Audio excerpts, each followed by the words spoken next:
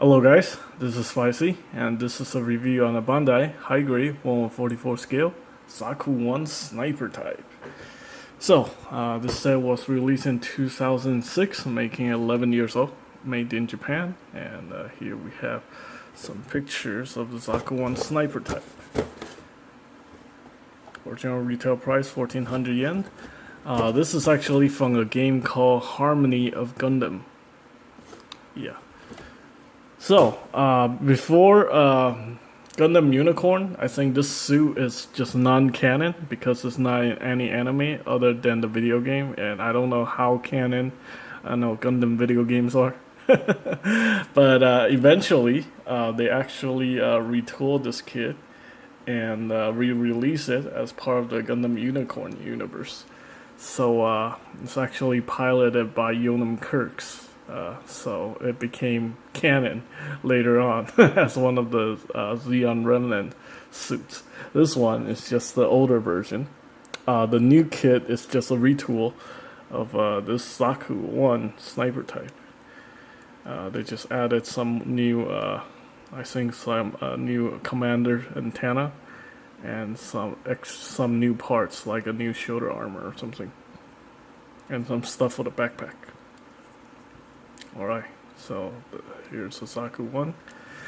I didn't bother painting the thrusters because I just want to get this one built and filmed as quickly as possible.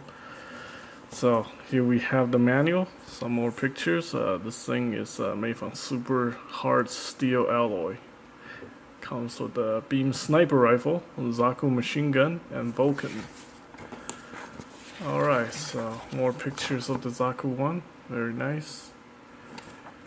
And yeah, there we go. Alright, that's the manual. So the Zaku I is a predecessor to the Zaku II. So I think pretty much everybody know what the Zaku II is. There it is, that's the Zaku II. And then eventually became the Zaku III, the Gyaradoga, the Gyarazu. So, anyway. This is actually like a more modified version of the Zaku I. It's got the special headpiece. It's also got the backpack. So what does this backpack do? This thing is actually like an external reactor. Basically, this reactor's the purpose of having this reactor is so the Zaku can use this beam sniper rifle. Because the Zaku I and the Zaku II both do not, have enough power generation from the generator to use beam weapons. So this one, they just slap on a backpack on the back to increase its power output so it can use beam weapons. So you can see a lot of similarities between the Zaku II and the Zaku I. As you can see, the Zaku II is just an upgraded version. It's got, power cables all over the place. And, yeah, it's got the spiky shoulder armor. And, yeah, just the head is different because it's got power cables. But what's really nice about the Zaku I is, like, as the kit, they don't have the power cables running all over the place. That makes them, a little bit more, makes the articulation actually better than the Zaku II. So, alright, so let's talk about accessories. Obviously, we got the beam rifle here, beam sniper rifle, and then we got the Zaku machine gun right here. Very nice. You have to share the trigger hand with both weapons. And then we have one open hand right here. This one is not quite useful. And then we have another one here. This open hand is used for wielding the sniper rifle, as you can see from the box. Then we have another universal hand. Oops. Yeah, if you want to use it to wield a different weapon, it doesn't come with any heat hawk. So. Anyway, so let's talk about this weapon right here. So right here we have the Zaku machine gun. The Zaku machine gun can be wielded with both hands using this universal hand right here. Just slide the handle in here, and he can use the Zaku machine gun like that. Pretty cool. Alright, and you can also detach the magazines if you want to switch out magazines.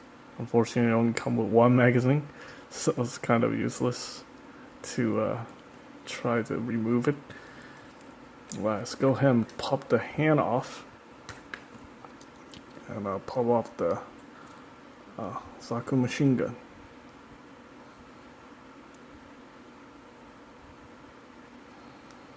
Get the trigger finger, trigger hand. There we go. Have this removed. Let's go ahead and pop on the beam sniper rifle. Now this thing is actually really cool, and it's also got a very interesting gimmick to work with the beam sniper rifle. As you see, there's this power cable that goes all the way to the back, and then there's a peg hole right here. What you want to do is you want to unpeg this thing from the backpack.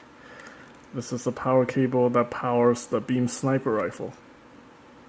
Alright, and then we peg that in here, like so. Actually, let's pop the hand in here, and then pop this in there. There we go. Now it's fully powered.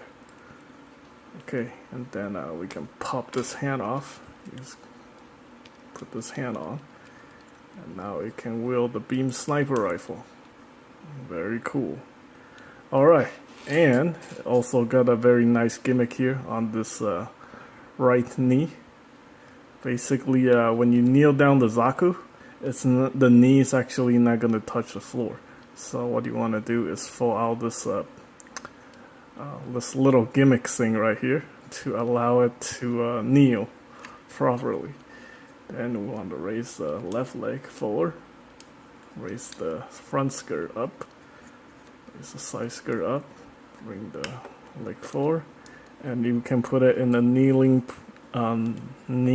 position.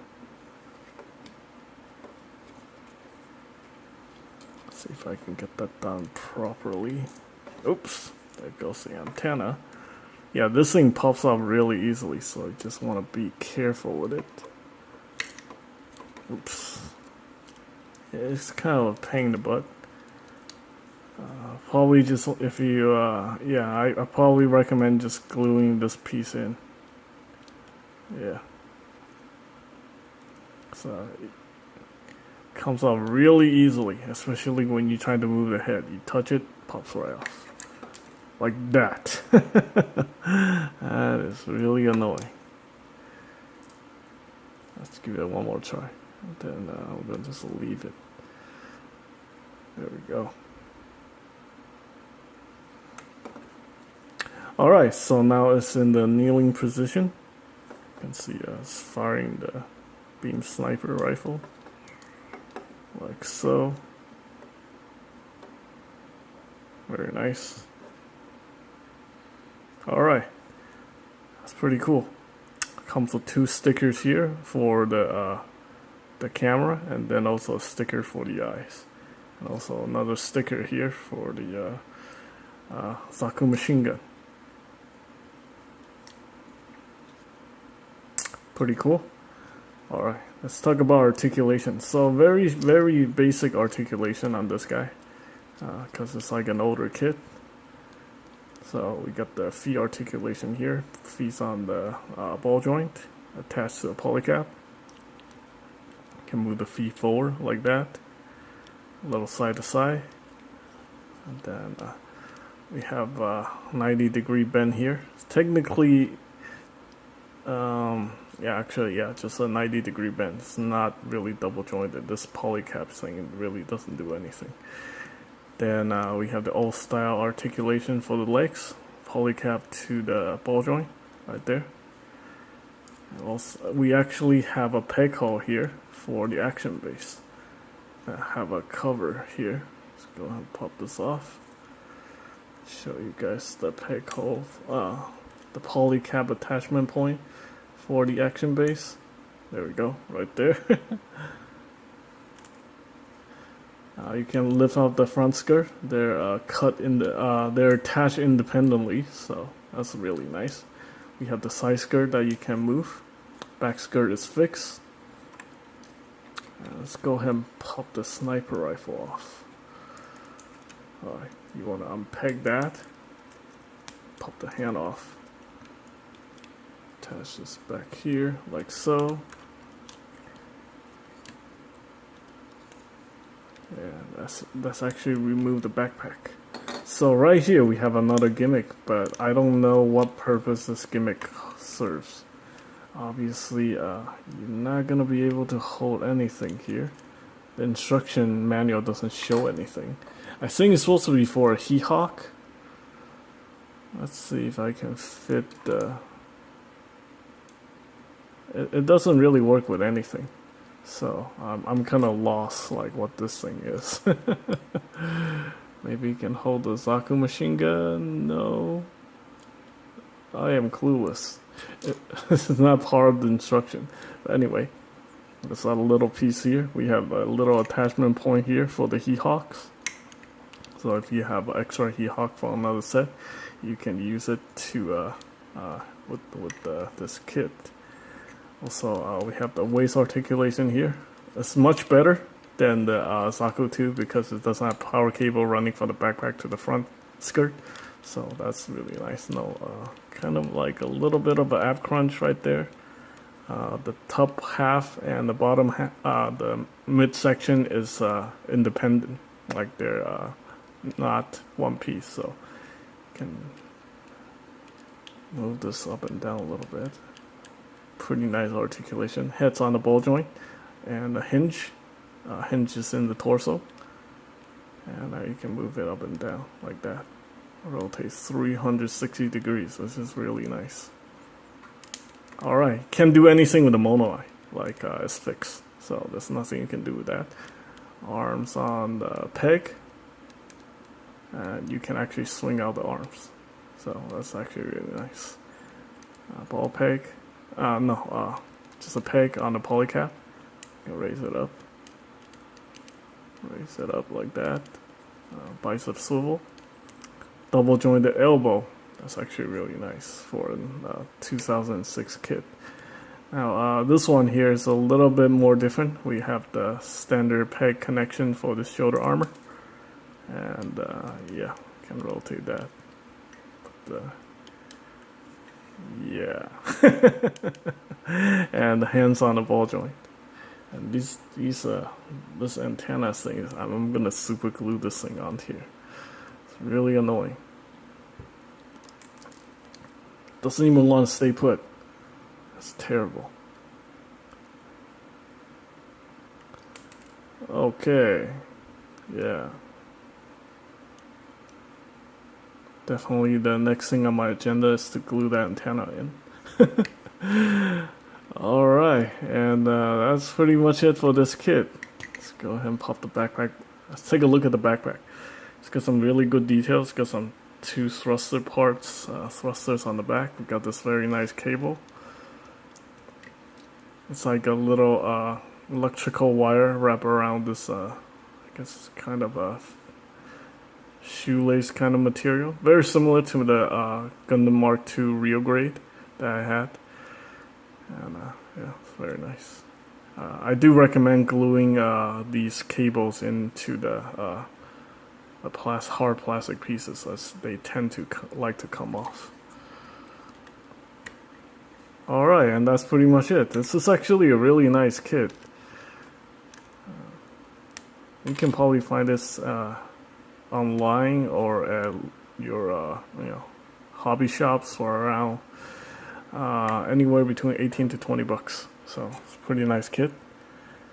I do recommend picking it up if you guys are interested in the Zaku sniper, or if you're a fan of Zeon suits in general. This one's actually pretty cool.